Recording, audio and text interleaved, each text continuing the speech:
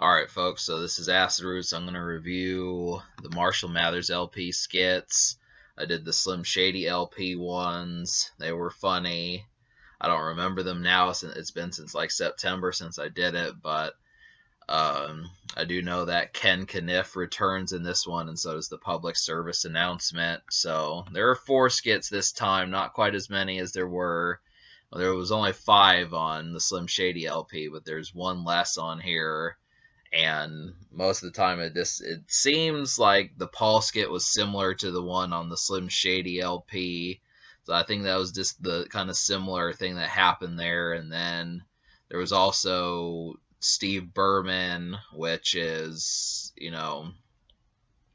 I'm trying to think of whether or not there was something like that.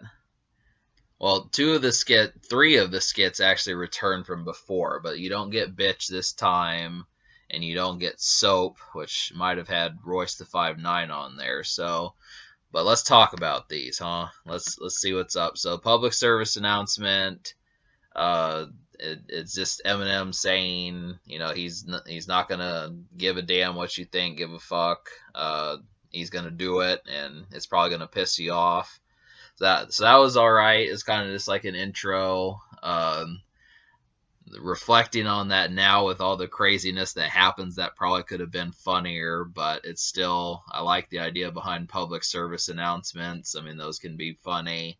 The Paul skit was just a real quick 10 seconds, just Paul saying, I can't believe, what's getting ready to happen on here. And then Steve Berman is basically this one, between this one and the Ken Kniff skit, which we're going to talk about.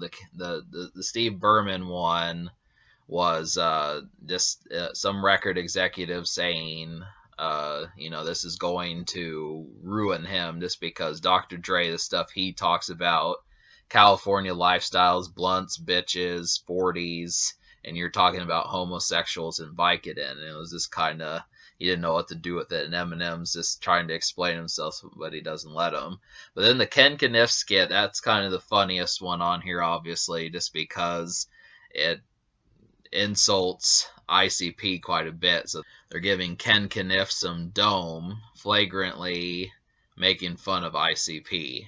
That's kind of the situation, and considering that, it seemed kind of like the better idea, because I don't really feel like ICP ever got a diss from Eminem, but just to do it in a skit on an album seemed like just as effective. I mean, really, it kind of made them look, and I don't know, I mean, whether or not it's like the most damaging thing, just having them go down on some gay person, whether or not that's like the most damaging thing, but it probably was for the time, just kind of considering how that would actually go. I mean, because in the Marshall Mathers song, he called them faggy, too dope, and silent gay, and obviously that, Ken Kniff, the crazy gay dude who calls Eminem and wants to rape him or whatever, it just is kind of so. But the Eminem's credit, I think that's probably something, Stan Ken Kniff. I mean, Eminem really had some people plagued him. Several different songs that kind of signified that. The song Stan, obviously. Then he had the Ken Kniff skits, and then he also had The Way I Am, where he talked about people when he couldn't feed his daughter out in public because they bothered them. So that's just kind of the situation. But yeah, so that's the essence of it. I mean, just essentially, throwing an insult ICP's way for what it was. I mean, I do think it was effective. I said it wasn't, but it probably was effective for what it did. I mean, it was probably more damaging just to have them in a skit, just because how many people probably picked up on that one. It's just like, yo, he totally just called out like ICP in there, and it's like, yeah, but that just happens to be like the thing about it. So, trying to think of how to close this off. Yeah. So, I mean, I think the emphasis on the Marshall Mathers LP was more on the music, and that's kind of the situation that went along with that, was just kind of trying to say, Eminem had obviously improved quite a bit, and he was more insulting, gave less of a fuck, and was funnier on top of that. Just all those different things. I mean, it was just obvious, just paying attention to how that worked. And, to see that translate into the skits, I mean, obviously, I think in between, it was just more reflecting on the craziness more so than actual bar for bar, like this is, just as crazy. But I'd probably have to give it like a 4, 4 out of 10, just because the Ken Kniff skit was funny, but the Paul Rosenberg was just too short, and then the other one, um, the Steve Berman one, I don't know. I mean, that one was okay. I liked, just the way he was just getting pissed with Eminem, but I don't know.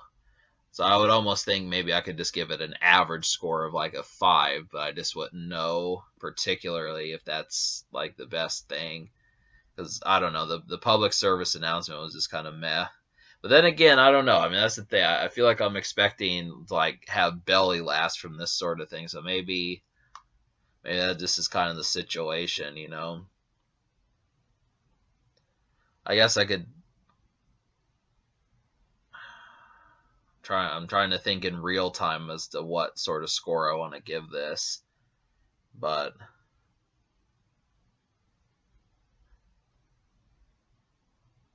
I'll give it a 7. I'm not going to give it a 4. I'll give it a 7 just because, uh, well,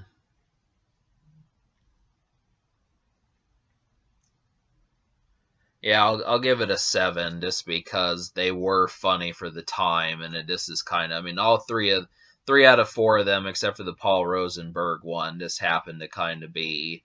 I mean, the shit that they were saying was at least good. That they were just too brief. I feel like if they would have added like another 15 seconds to each one of those, except the Ken Kniff one, well, I would have liked the Paul Rosenberg one, and if they would have added 15 seconds to those, the Paul Rosenberg one and the public service announcement, that probably would have made it that much better. That just happens to be the thing. Ken Kniff and Steve Berman were fine, but I would just have to say that it gets a 7, but it's kind of just you know good but not great.